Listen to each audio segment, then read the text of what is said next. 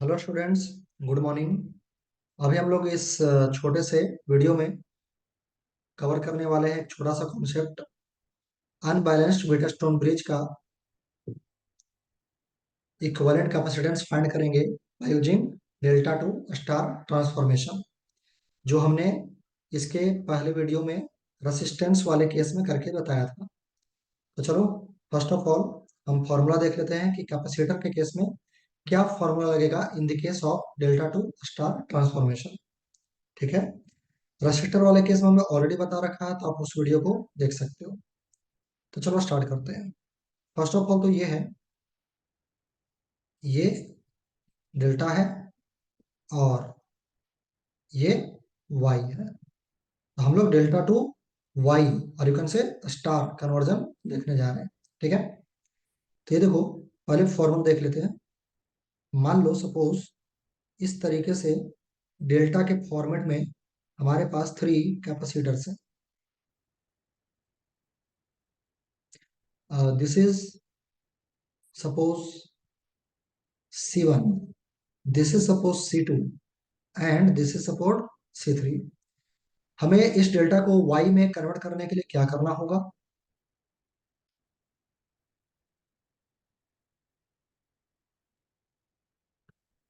यहां से एक कैपेसिटर को कनेक्ट करेंगे, यहां से एक कैपेसिटर को कनेक्ट करेंगे और यहां एक कैपेसिटर को कनेक्ट करेंगे। तो देखो, ये y फॉर्मेट में हमें दिख रहा है ना। इस y को अगर उल्टा करो तो आपको ये दिखेगा उल्टा y। तो यहाँ पे suppose this is x, this is y and this is z। तो ये x कैसे फाइंड करेंगे? तो हमें क्या करना है कि देखो, जो कैपेसिटेंस है उनके दो दो के प्रोडक्ट का सम करेंगे। तो दो दो के प्रोडक्ट का मतलब क्या हुआ? C1 C2 plus C2 C3 plus C3 C1 और डिवाइडेड बाई जो x लिख रहे हैं, जो हमें फाइंड करना है उसके ऑपोजिट में कौन बैठा है? C3। तो यहाँ डिवाइड में हमें C3 लिख देना है। इसी तरह से y के लिए अगर बात करें तो हमें न्यूमरेटर में वही सेम टू सेम लिखना है, दो दो के प्रोडक्ट का सम। ठीक है। एंड डिवाइड में y के अपोजिट कौन बैठा है? C2। तो यहाँ हमें C2 लिखना है। ओके। एंड सिमिलरली अगर z लिखना है तो न्यूमरेटर में दो दो के प्रोडक्ट का सम एंड डिवाइडेड बाई z के अपोजिट में कौन बैठा है? C1। तो ये C1। तो ये फॉर्मूला हो गया डेल्टा टू स्टार कन्वर्जन का। ठीक है। अब देखो, इसका यूज करेंगे अनबैलेंस्ड व्हीटस्टोन ब्रिज के केस में। ठीक है। तो चलो आगे बढ़ते हैं। एक एग्जांपल के थ्रू हम लोग इसे कवर करते हैं। सपोज कुछ इस तरीके का क्वेश्चन है। कैलकुलेशन हो सकता है थोड़ा आपको ज्यादा मिले, मैं तो बस कॉन्सेप्ट सिखाने का ट्राई कर रहा हूँ। कैलकुलेशन डेटा वाइज ज्यादा भी मिल सकता है, कम भी मिल सकता है। तो चलो एक कर लेते हैं example. Okay.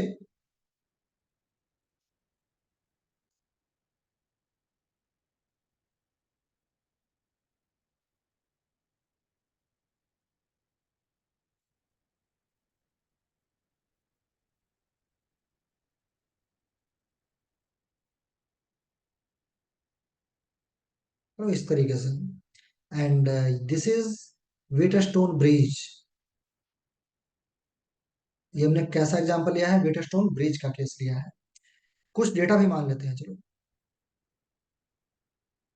Suppose this is 10 microfarad, this is 5 microfarad, this is 10 microfarad and this is 5 micro farad. Okay.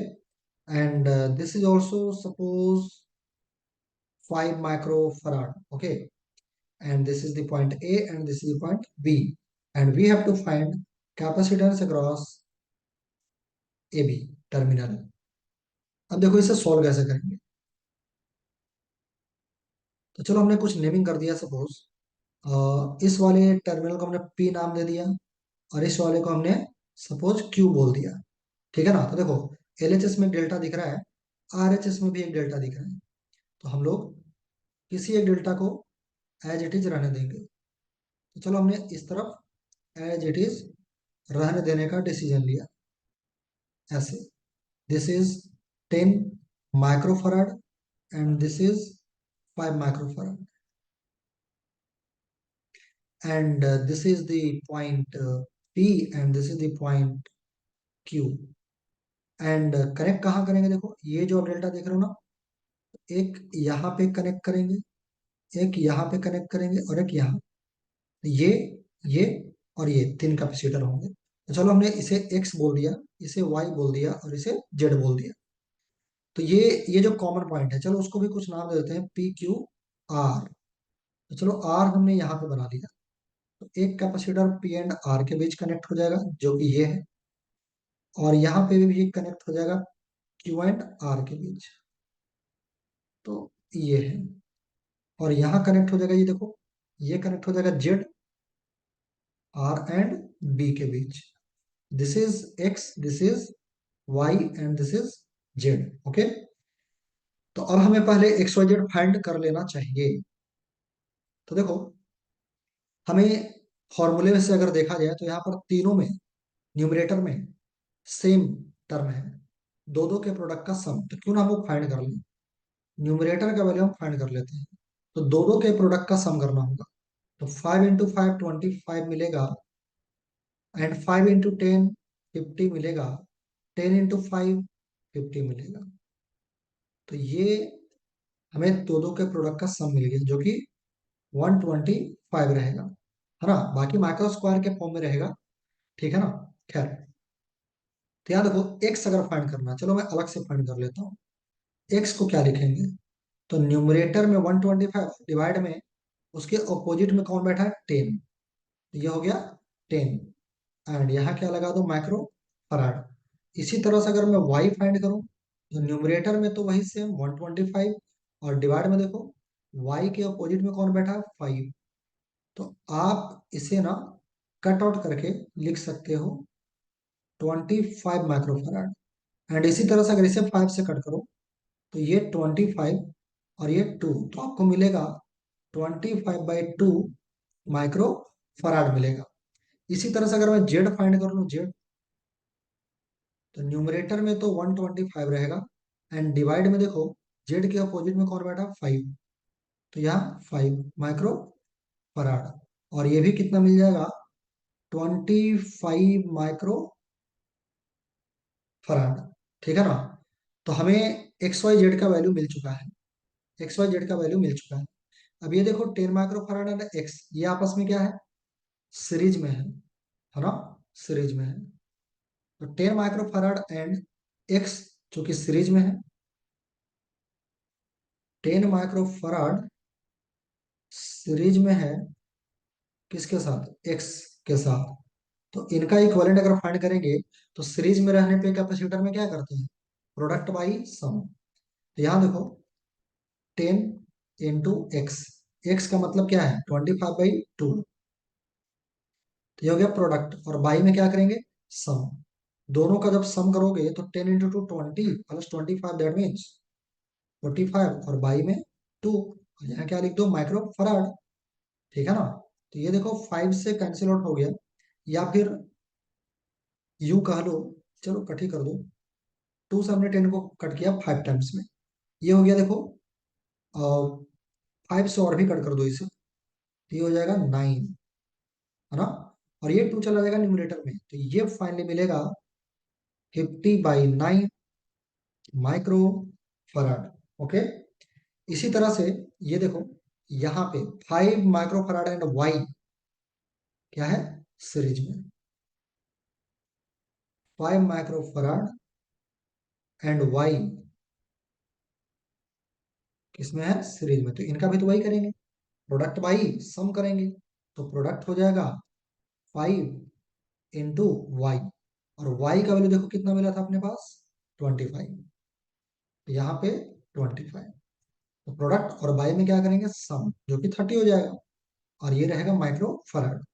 तो यहाँ देखो ये तो 6 टाइम्स में कैंसिल आउट हो जाएगा, तो ये मिल गया अपने को 25/6 माइक्रो फराड। अच्छा यहाँ देखो, ये जो हमें दोनों को जो हमने सॉल्व किया, इन दोनों को सॉल्व किया, इन दोनों को सॉल्व किया, तो ये और ये, मतलब ये जो आप देख रहे हो, ये और ये आपस में क्या रहेंगे, पैरेलल। तो क्यों ना हम इनको सॉल्व कर लें।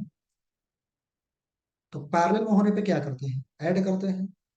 तो यहां पर मैं ये बोलना चाह रहा हूं कि और ये दोनों किस में है, इन पैरेलल। तो पैरेलल में है तो क्या होंगे, ऐड होंगे। तो इस पैरेलल वाले का क्या मिल जाएगा हमें, दोनों ऐड कर दो, 50/9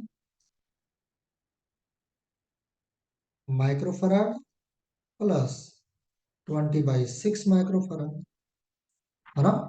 तो यहाँ पे सॉल्व होकर के मिलेगा, एलसीएम तो आ जाएगा 18, एलसीएम आ जाएगा 18, माइक्रोफराड को हमने किया कॉमन, ठीक है।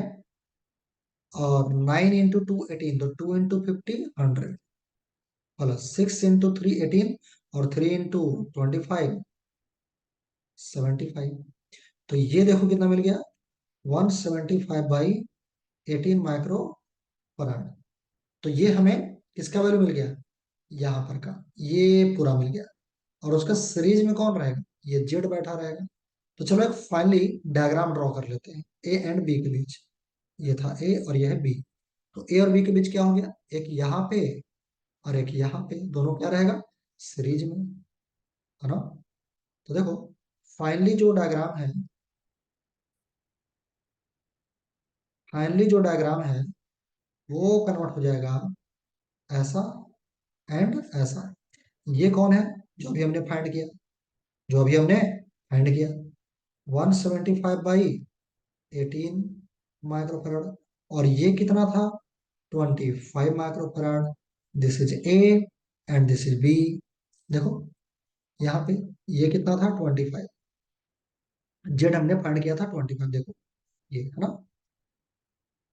तो चलो अब इसको, चूंकि सीरीज में है दोनों, तो अब इनका क्या करेंगे, finally capacitance across A B terminal, तो प्रोडक्ट बाई सम करेंगे चूंकि सीरीज में है। तो प्रोडक्ट करो तो 175/18 और इंटू 25, और डिवाइड में क्या करेंगे, दोनों का सम। तो दोनों का सम करोगे तो 18 और 25 एलसीएम लेकर के मल्टीप्लाई होगा, तो ये 450 हो जाएगा। 25/18 मल्टीप्लाई करो, मैं डायरेक्ट एलसीएम लेने के बाद लिख रहा हूँ, ठीक है ना। तो 25 और 18 मल्टीप्लाई होकर के 450 आएगा, और 450 और 175 ऐड होगा, 450 एंड 175 ऐड होगा, चूंकि नीचे तो ऐड कर रहे हैं डिनोमिनेटर में। तो 450 एंड 175 ऐड करोगे तो आपको मिलना चाहिए, 450 एंड 100 हो जाएगा 550, और 75 और ऐड कर दो तो 625। तो ये ना मुझे 625/18 आता हुआ दिख रहा है। अगर किसी को ये डिनोमीटर का कैलकुलेशन समझ ना आया हो, तो आप खुद से कॉपी में लिख करके सॉल्व कर लें, आपको ये आ जाएगा, ठीक है ना। 18 18 कट गया, एंड 25 से 625 को कट करो तो 25 आएगा, एंड 25 से 175 को कट करो तो 7 आएगा, और यहाँ क्या बैठा रहेगा, माइक्रो फराड। फाइनली कितना आ गया, 7 माइक्रो फराड। तो देखो थोड़ा सा कैलकुलेशन तो हुआ है, एंड मेरा बस पर्पस ये था कि आपको delta two star conversion use करके अनबैलेंस्ड व्हीटस्टोन ब्रिज को कैसे बनाते हैं।